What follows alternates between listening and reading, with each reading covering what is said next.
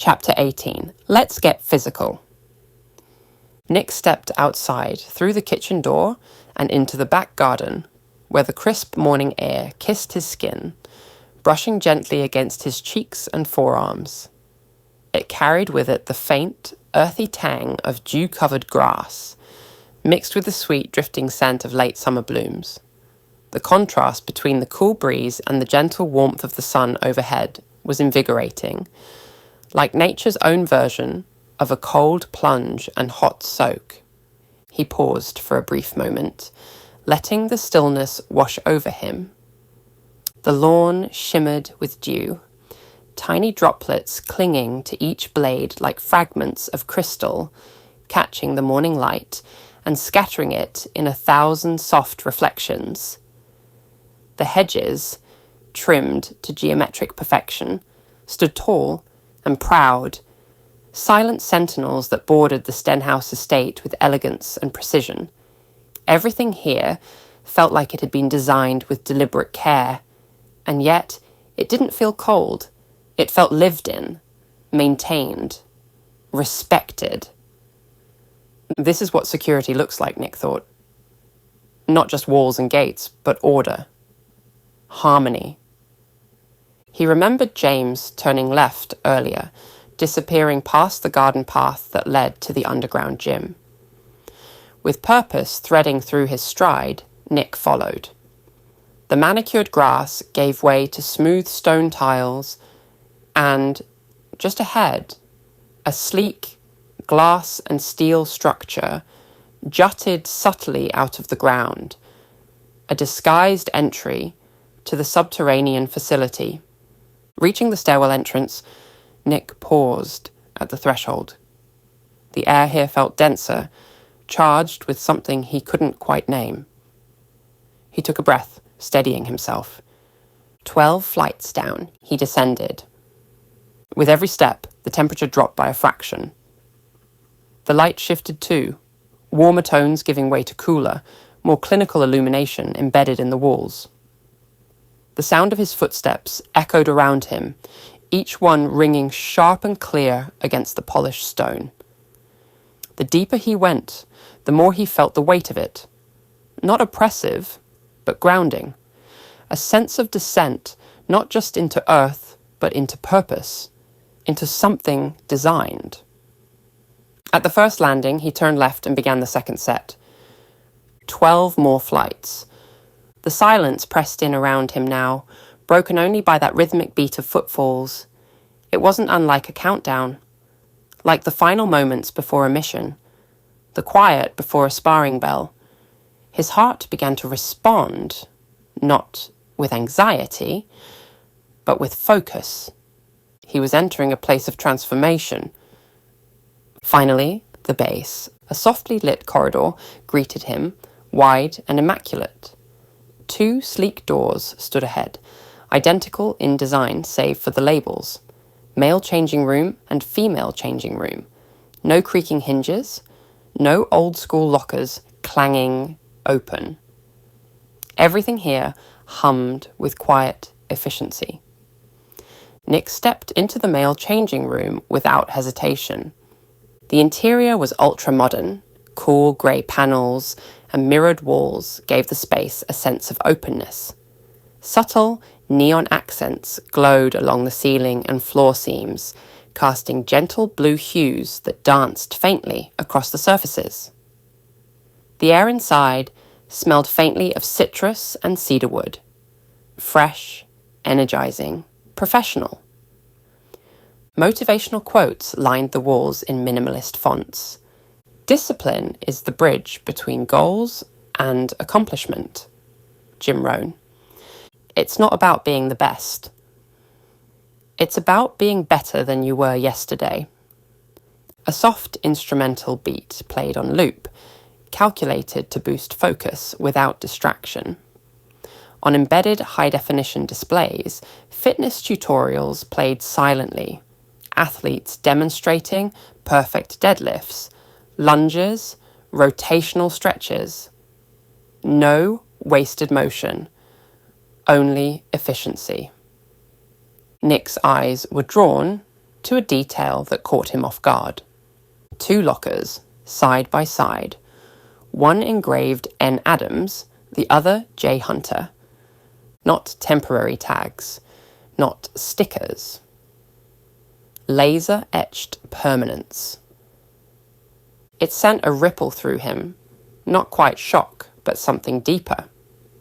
He wasn't just a guest in the manor. Someone had taken the time to make it official. A place carved out for him, a space meant to last. "Nice touch," he murmured, a faint smile tugging at the corners of his mouth. Apollo's voice responded from a near-invisible speaker embedded in the ceiling. "To open your locker, sir, please verify identity via fingerprint recognition." Nick stepped forward and placed his index finger on the glass panel beneath his name. A soft beep, followed by a muted click, signaled approval. The locker slid open with a quiet hiss. Inside, his neatly folded, casual clothes from yesterday, a clean microfiber towel embossed with the Spartan insignia, and a 1-litre bottle of electrolyte-infused water bearing his name in elegant silver font. It was chilled to the perfect temperature. He unscrewed the cap and took a sip. Cool. Subtly citrusy. Just enough tang to sharpen his senses. Exactly what he needed. Feeling renewed, Nick exited the changing room and stepped into the corridor beyond. The air was noticeably cooler now, engineered, no doubt, to keep athletes alert and bodies primed. The granite flooring was smooth and firm beneath his socks, the polished stone whispering against each step. A few meters ahead, the corridor branched into 3 distinct paths. Each was softly lit, the lights embedded in the ceiling shifting hue, subtly based on direction. White forward, aqua, blue to the right, amber to the left. Even the architecture here felt intentional. Guiding, deliberate. Apollo? Nick asked, turning slowly to take in the branching options. "Which way to the gym?" "If you wish to join Miss Shang, continue forward," Apollo replied, its voice crisp and unobtrusive. "The path on the right leads to the swimming pool. Mr. Hunter is currently on lap 20 of his planned 80-lap swim." Nick stopped mid-step, raising an eyebrow. "He's... what? 80 laps?" "Mr. Hunter values stamina, sir." Nick shook his head with a low chuckle. "He's going to come out of there with gills." He turned slightly, glancing at the left corridor. Warm light beckoned softly from within. "And the path to the left?" "That leads to the spa," Apollo explained. "There, you may relax in the jacuzzi, enjoy the saunas, or utilize one of the advanced massage chairs for post-workout recovery. I highly recommend visiting after your session, as the showers are located in the spa area." Nick let out a low whistle. Of course they are. The temptation to skip ahead and melt into one of those massage chairs was very real, but he shook it off. That could wait. First came the work. First came effort. May's words still rang quietly in his head. "Thanks, Apollo," he said, shifting his towel slightly over his shoulder. With that, he turned forward, eyes narrowing slightly as he walked toward the central corridor, the path to the gym. The lighting adjusted as he moved, brightening subtly, responding to his presence. The air changed again, drier now, touched with the scent of rubber flooring, light disinfectant, and distant echoes of impact. A muffled thud reached him from somewhere ahead, followed by the rhythmic beat of low-tempo music, pulsing just beneath the threshold of awareness. This was where the transformation happened, where sweat turned into skill, where hesitation burned away in movement. Whatever awaited him on the other side cardio drills, agility tests, maybe even sparring with Anne, he welcomed it, he needed it, not just to sharpen his body, but to steady his mind, to channel the rage and uncertainty from the night before into something that would carry him forward. Nick stepped into the gym and was immediately taken aback by its elegance and scale, though it reminded him faintly of the gym he'd frequented back in Biggleswade, the clatter of weights, the smell of rubber mats and protein shakes. This space was in a league of its own. No smudged mirrors, no flickering strip lights, no worn resistance bands curled sadly in corners. This wasn't just a room filled with equipment, it was a cathedral to discipline. Light poured down from the ceiling, not harsh fluorescence, but panels designed to mimic the golden glow of a rising sun. The diffusion was so expertly engineered that the entire space felt alive with warmth, casting long natural shadows that danced gently across the polished floors. It was like stepping into morning itself. Artificial, yes, but somehow more soothing than the real thing. The architecture was breathtaking in its quiet brilliance.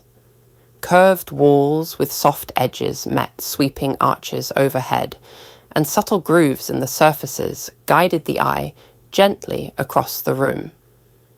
Nothing here was jarring. Even the machinery seemed to integrate into the environment like sculptures, each one precisely where it needed to be, not just for function, but for flow. The entire gym radiated calm intensity, not clinical, not corporate, intentional, almost meditative. Nick exhaled softly and stepped further in, letting the space fill his senses. He took in the smooth hardwood beneath his feet, the barely audible hum of idle machines awaiting motion, and the ambient music that pulsed in the background. Bass low, treble smooth, like the rhythm of a heartbeat. Rows of cutting-edge equipment stretched out before him. Treadmills with full-body motion tracking. Ellipticals calibrated for precision endurance training. And rowing machines that simulated river drag using magnetic resistance algorithms. Even the stair climbers looked futuristic, built into minimalistic frames with adaptive step pressure for joint protection. Along one side wall stood a line of strength stations, each labelled with glowing digital displays. From smart weight stacks that adjusted automatically to hydraulic isolation benches, everything gleamed under the gym's sunlit dome.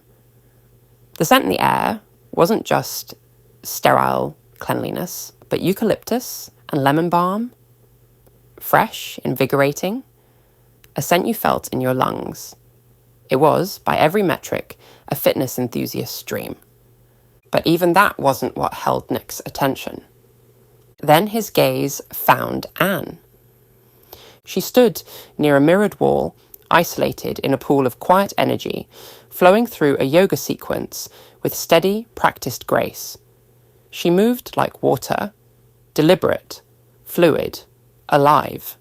Her bare feet were planted with certainty on the mat, her movements synchronized with slow, measured breaths. She began in mountain pose, arms raised above her head, palms facing inward, spine long and tall. Her breathing was deep and rhythmic, serene. Then, with a quiet elegance, she transitioned into tree pose. Her hands came down to her chest in a prayer position as she lifted her right foot, pressing it against her inner thigh with care. She held it effortlessly, her posture unwavering. The calm in her face, eyes half-lidded, lips parted ever so slightly, radiated not just concentration, but inner alignment. Nick paused in the centre of the gym, silently admiring her composure. There was something magnetic about the way she moved, something unshakable. It wasn't just physical skill, it was presence, as if in this chaotic world of masks and missions and shadows, she'd found a moment of stillness and claimed it.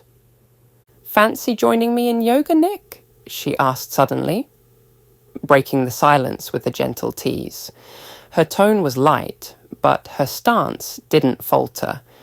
Her eyes remained locked on her reflection, though the smirk playing at the edge of her lips was unmistakable. Caught mid-thought, Nick walked toward her mat, trying not to look too sheepish. "Yeah, sure, it's been a while, but I used to be all right at it. Learned most of what I know from my Aunt Susie." Anne shifted fluidly into warrior pose. Her legs strong, arms extended, gaze set over her front fingertips. She looked like a modern-day statue carved in motion. "Was she a yoga teacher?" she asked, tone curious but unjudging. Nick chuckled as he lowered himself into downward dog. The movement was easier than expected, his body remembering what his mind had almost forgotten. Not quite. She was more of a survivalist. After the war, she pretty much disappeared into the wilderness, climbing mountains, fishing with a knife tied to a stick, making her own medicine out of tree sap and herbs. She always said she preferred sleeping in a tent to a 5-star hotel. Anne raised an eyebrow as she flowed into triangle pose, arm reaching high while the other stretched to her ankle. "Sounds intense." "She was intense," Nick replied with fondness, but in a good way. She used yoga not just to stay fit, but to center herself. She'd say that after the bombs fell, the world made no sense, not unless you got back to the basics. Reconnected with the earth, with yourself. Anne didn't respond immediately. Instead, she shifted into cat-cow, inhaling and exhaling as her spine curved with the motion. There was a beat of quiet between them, not awkward, but thoughtful, companionable. Anne's eyes sparkled with quiet interest as Nick spoke about his aunt. Without needing to glance directly at him, she listened intently, her presence grounded, yet attentive. She moved with effortless grace into triangle pose, one hand reaching elegantly towards the mat, while the other extended skyward, her fingers strong and steady. Her body formed a perfect diagonal, the symmetry of the pose casting a striking silhouette against the softly glowing wall. Strength in stillness. Beauty in balance. "I'm willing to bet she practices Buddhism as well," she said, her voice calm, almost contemplative. Her gaze remained ahead, steady on her reflection, but Nick could feel her focus gently resting on him. "You're not far off," Nick replied, easing into chair pose beside her. His thighs immediately protested, burning from the sustained tension, but he welcomed the challenge. Feel it. Hold it. He remembered Susan's voice saying that once, high in the Welsh mountains, as he tried to mimic her impossible balance on a log slick with morning mist. "She spent time in Thailand after the war," he said. "Didn't even plan to go, just bought a one-way ticket and vanished for months. She told me she found a small temple in the north, away from the cities. She didn't speak the language, didn't know the customs, but she watched. She listened. She learned." Anne slowly returned to a neutral stance, rising smoothly like a wave receding into stillness. She turned her head toward him slightly, her expression shifting, not pity, but quiet recognition. For her, it wasn't just spiritual curiosity, Nick continued, his tone softening. It was survival. She was carrying so much grief, anger, guilt, and none of it had anywhere to go. Meditation helped her name those feelings, sit with them, let them pass. She said the discipline didn't fix her, but it made the pain honest, manageable. There was a pause, just long enough for the words to settle. Anne stood beside him now, arms relaxed by her sides, breathing slow and deep.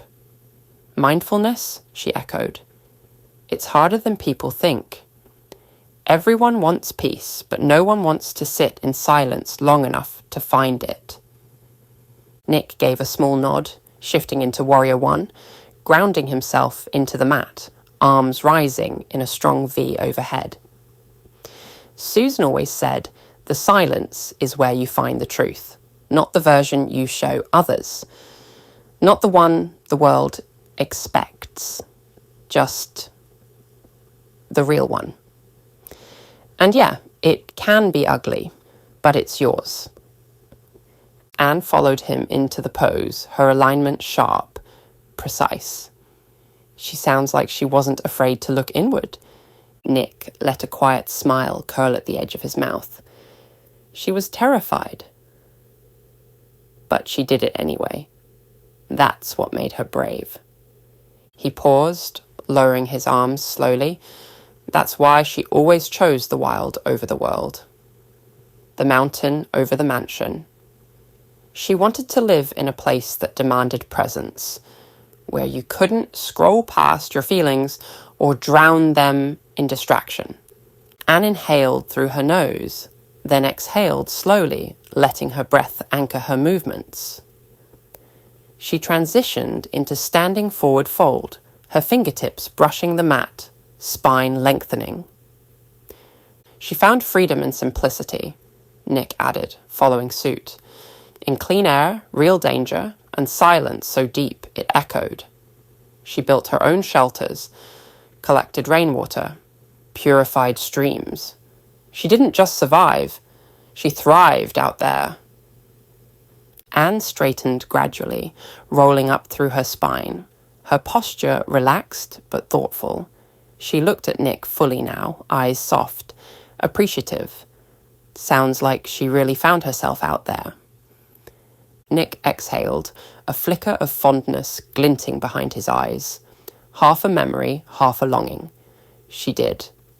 And in some way, she helped me find a part of myself too, not through survivalist boot camps or anything dramatic, just through presence, through reminding me what it meant to stop and feel something real. His voice lingered for a moment after the words faded, like an echo clinging to the walls.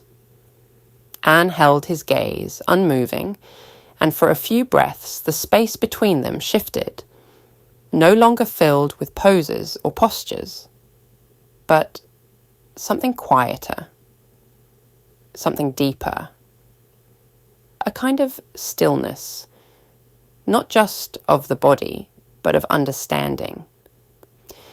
"When's the last time you saw her?" she asked, her voice softened by empathy as she flowed into a gentle forward bend, her palms resting beside her feet. Nick didn't answer right away. His gaze drifted past her, toward a distant point on the wall, somewhere beyond the polished floor and synthetic sunlight. When he did speak, his voice was low, each word drawn from a place he rarely visited. 5 years ago. The answer landed heavy, like a stone in a pool. It was short, but laden with weight. A shadow flickered across his expression, subtle but unmissable. His jaw tightened slightly, and the humour that had danced behind his words moments ago vanished beneath the surface. He didn't need to say more. Anne could feel the gravity of it. Loss, estrangement, regret? She didn't know, and she didn't ask. But I don't really want to say why she left, he added quietly, his words tight, controlled. It's personal. Anne nodded gently from her forward bend, rising slowly and deliberately, Her breath remained steady, grounded. She didn't prod or pry. Instead, she folded back into herself, offering silent respect, the kind that said, "You don't have to carry this alone, but I won't make you unpack it until you're ready." Nick took a slow breath, then forced a faint smile back onto his lips, small but sincere. He wasn't trying to mask the truth so much as steady himself beneath its weight.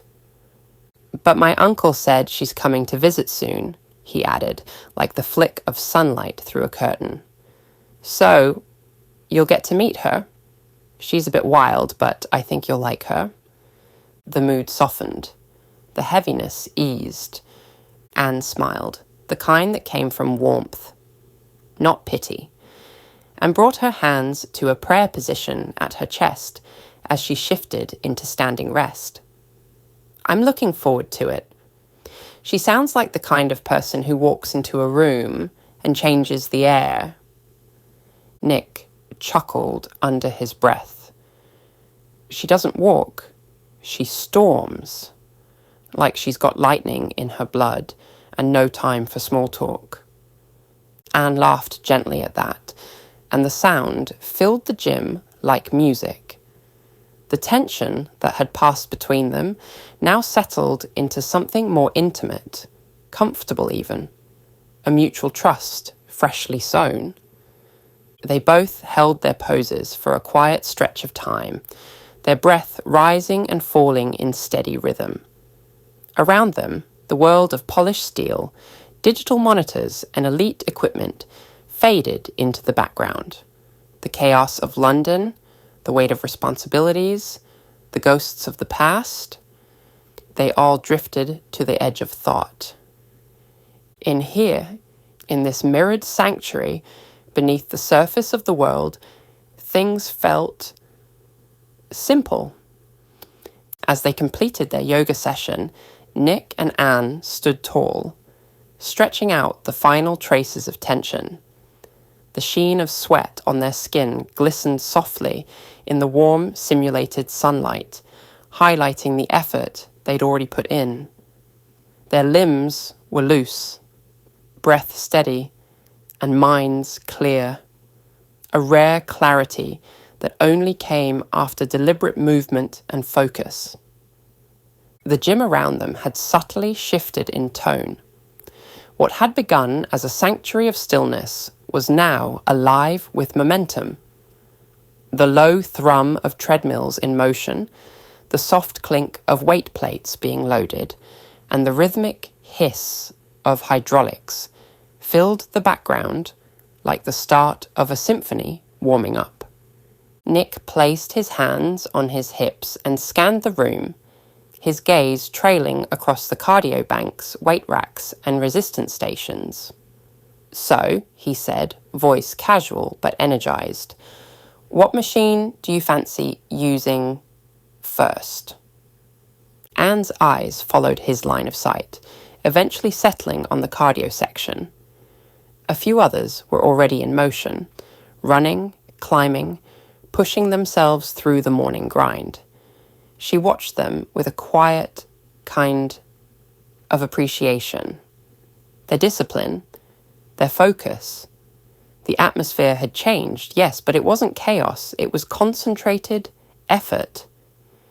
"I think I'll start with the stair climbers," she replied, her tone light but her expression sharp with intent. "Since I'll be living in London for a while, I might as well get used to the stairs, especially since the lifts and escalators in the underground always seem to be broken." Nick let out a small laugh, a knowing sound. "Fair point. Can't say you're wrong. Feels like half the city's infrastructure is in a constant state of under-maintenance. Some of those stairwells feel like you're descending into the Earth's core." Anne smirked, already stepping off her mat, grabbing her towel with one fluid motion. "Good training, though." Nick nodded. "Can't argue with that." He turned toward the weight section, mentally mapping out his routine. His eyes passed over the squat rack, the pull-down stations, the smart benches calibrated for real-time muscle feedback. Everything gleamed with polish and potential. "I'll focus on some upper and lower body today," he said, more to himself than to Anne. "Seated dips, leg press, that kind of thing. Could use the strength if I'm going to keep working on my fitness goals." The hesitation was almost imperceptible, but it hung in the air for a second longer than it should have. Working on my fitness goals. It sounded rehearsed, safe, but it wasn't the whole truth, and Nick knew it. He caught the slip before it could slide further, masking it with a nonchalant shrug as he adjusted the towel around his neck. In his mind, he felt the weight of the Mark IV suit, remembered the resistance in his limbs after missions, the dull ache in his muscles long after the HUD had gone dark. The armour did a lot, but it didn't protect him from fatigue, or bruised ribs, or the cost of being outmatched by enemies enhanced far beyond human limits. He had to be more than the suit. The foundation had to be strong enough to carry the weight of what came with the name Zeus. Anne made her way to the stair climber, her movements fluid and unhurried. She stepped up onto the polished titanium base and adjusted the settings with casual precision, selecting the automatic mode. A 10-minute interval session with a gradual incline that intensified every 60 seconds. It wasn't just a warm-up, it was a ritual, a trial, a test of will she revisited again and again. With a quiet exhale, she slipped in her AirPods. A brief tap summoned the playlist she always used when she needed focus. Shadow Pulse, a dark wave blend of pulsing bass lines, haunting synths, and ambient textures that painted an entire world in sound. As the first track rumbled to life, it seemed to sync perfectly with her breath.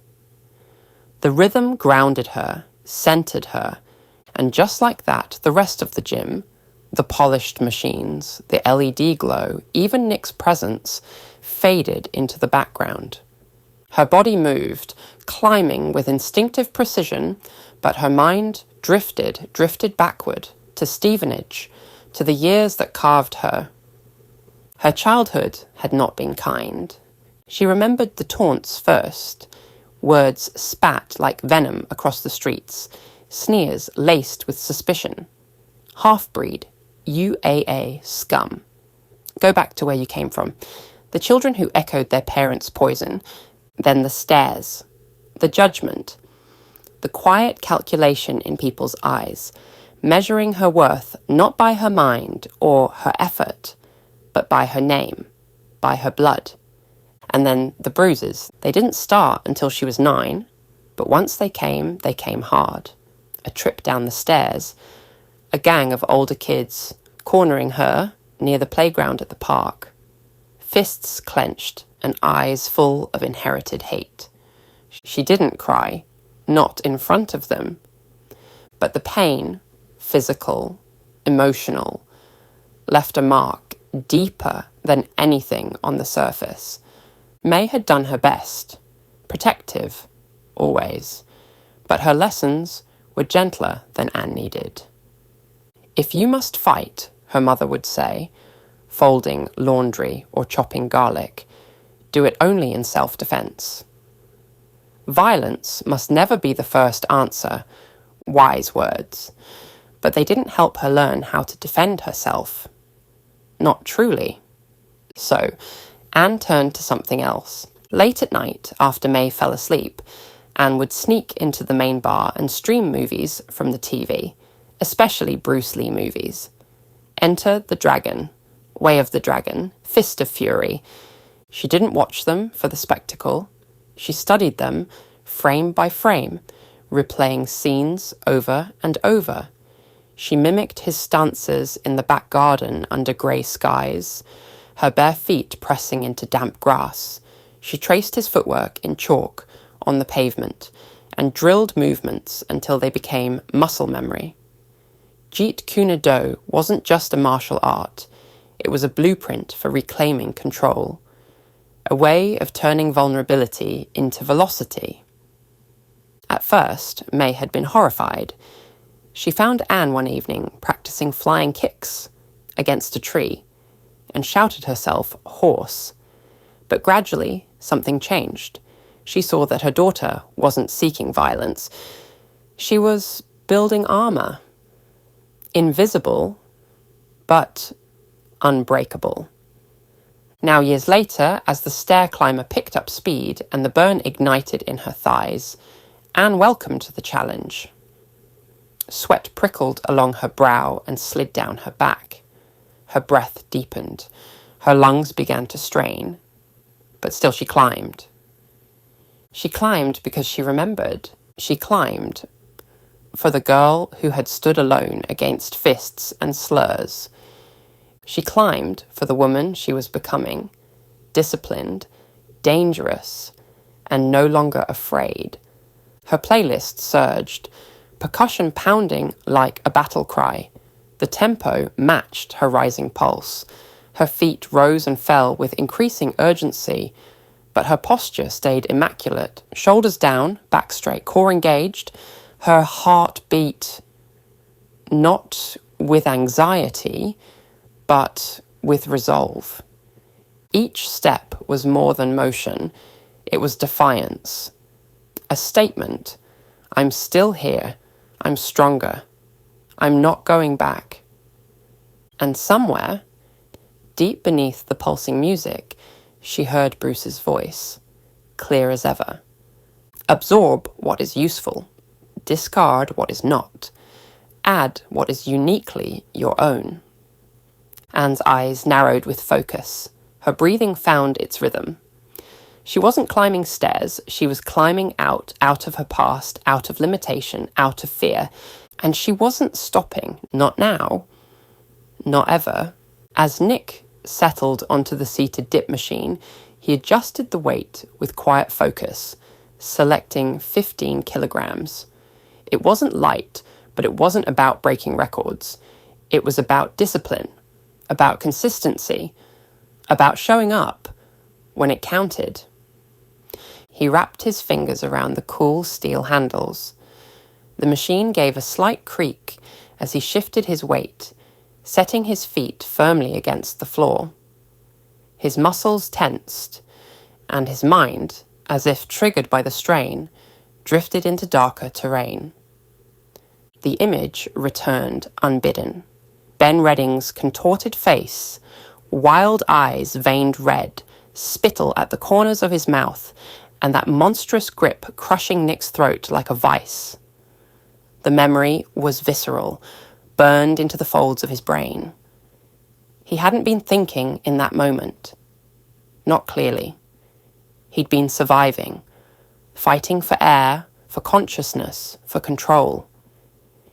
He'd been seconds away from dying, seconds away from never seeing Connor again, from never finishing what he'd started, from leaving innocent people defenseless. All of that, his life, his mission, his future, almost ended on his first day as Zeus. Pathetic, a voice inside him whispered. What happens when it's not just you on the line? Gina's words echoed through that inner silence. Stern, cold, honest. The people you'll face now are nothing like the bullies from school. These ones won't stop at bruises. They'll kill you, and worse. He'd scoffed at the time, trying to play it off. But now? He knew she was right. He could still feel the bruises on his neck, faint beneath the surface. A reminder, not of failure, but of how close he had come. And the truth was, he'd fought back. He'd survived, but just barely. The machine hissed softly as he began his first set. The burn hit by rep 12. By rep 20, his arms trembled, but he pushed through. Not with rage, not with adrenaline, with focus. Every repetition a declaration, every motion a commitment. He remembered, too, who he was before the armour, before the missions. Just a boy in a school corridor, stepping in when no one else would, defending classmates who didn't even like him, taking punches so others didn't have to. He never did it for thanks. He did it because he couldn't stand to see cruelty win. That part of him, that fire, hadn't dimmed. It had simply found new fuel. 30 reps. He reset his grip, sweat rolling down his forehead. His heart pounded in his ears, steady as a war drum. Push through. You're not fighting for strength. You're fighting for survival. No, more than that. He was fighting for everyone else who couldn't. By the time he hit 45, the pain was no longer in his arms, it was in his gut. A dull ache of determination, a weight heavier than the iron, responsibility, duty, resolve, 50 reps, done. He let the handles return to rest with a soft clack and leaned forward, elbows on knees, chest heaving. He closed his eyes, letting the sweat drip. The burn in his muscles was sharp, real, but it was the clarity that struck deeper. The fight with Ben Redding had taught him the hard way. The suit wasn't invincible, and neither was he. If he wanted to make it through this war with Thanatos, if he wanted to win, then it wasn't enough to train when it was convenient. He had to sharpen himself like a blade, daily. Without excuse, no shortcuts, no ego, just grit. Because Thanatos wasn't going to stop. The Black Death wouldn't back down. And next time? There would be a next time. Nick stood slowly, shaking out his arms. His muscles ached, but they didn't fail him. And that, at least, meant he was still in the fight. Just as Nick reached for his towel, Anne strolled over, water bottle in hand, and a glint of amusement in her eye. Her cheeks were flushed from exertion, strands of hair clinging to her forehead. She took a long swig, then grinned at him, wiping sweat from her brow with a towel slung over one shoulder. 50 reps, and you haven't even started sweating yet, she teased, her smirk tugging at the corner of her mouth. What's the secret? Are you part robot? Nick chuckled, grabbing his own bottle and taking a sip. If I am, someone forgot to give me the waterproof circuits. Back at school, gym was every Wednesday. Mandatory. That included swimming. But he pulled a face. Not really my thing, if I'm honest. Something about chlorine and flailing around in front of classmates wasn't exactly confidence-boosting. Anne laughed, a light, genuine sound that momentarily softened the intensity of the gym. James would probably call that a crime against humanity. He goes mental when it comes to swimming. I swear, if you give him a pool and a playlist, he'll knock out 80 laps like he's chasing a world record. Nick raised an eyebrow, amused. What's the obsession? Was he raised by dolphins? Her smile shifted, still warm but tinged with nostalgia. Her gaze drifted slightly, as if replaying an old home video only she could see. He grew up near the beach in San Angeles, she said. Venice Beach was basically his playground. He'd swim out as far as he dared, sometimes beyond the breakers, said the water made him feel free. She paused. That was before he and Victor moved here. I met him when he was about 10. Gangly, chatty, terrible haircut. Nick smiled faintly. And then your mum and Victor got together? Anne nodded. Yeah. I never thought they would, honestly. It was awkward at first, two families colliding, but in the end, it worked. Having Victor around, it made things feel less fragile. like there was finally someone in the house who could carry the weight if things went bad. She glanced down for a moment, her grip on the water bottle tightening. It was good for me to have that. Nick hesitated. There was a beat of quiet before curiosity got the better of him. He turned to her, voice gentle. "What about your real dad?" The question fell softly, but it landed hard. Anne didn't respond immediately. Her face changed, not dramatically, but enough for Nick to notice. The light in her eyes dimmed slightly, as if shutters had fallen behind her gaze. Her shoulders tensed, posture no longer relaxed, but guarded. For a heartbeat, she looked like she might answer. Then, quietly, firmly, she said, "I think I should get changed now." Her eyes didn't meet his. She turned without waiting for a reply, slinging the towel over her shoulder with a grace that almost concealed the tension in her movements. "You should finish your leg workout." She walked off towards the spa, her steps calm but clipped, like someone walking away from a memory they weren't ready to face again. Nick stood still, towel in hand, regret pooling quietly in his chest. He hadn't meant to overstep. The question had come from a place of care, not curiosity. But even care could feel invasive if the wound was still raw. He exhaled through his nose, then turned back to the leg press, the machine looming like an unspoken dare. He adjusted the weight, set his feet on the platform and leaned back, his fingers curled around the grips. His jaw clenched. This wasn't just physical now. This was emotional weight, memory weight. Guilt and determination compressed into resistance. Each press felt like chiseling through stone, through the self-doubt, the failure, the things left unsaid. The image of Ben Redding's face reappeared again, unhinged, furious, wild. That savage moment when Nick had nearly died. His body remembered it in flinches and reflexes.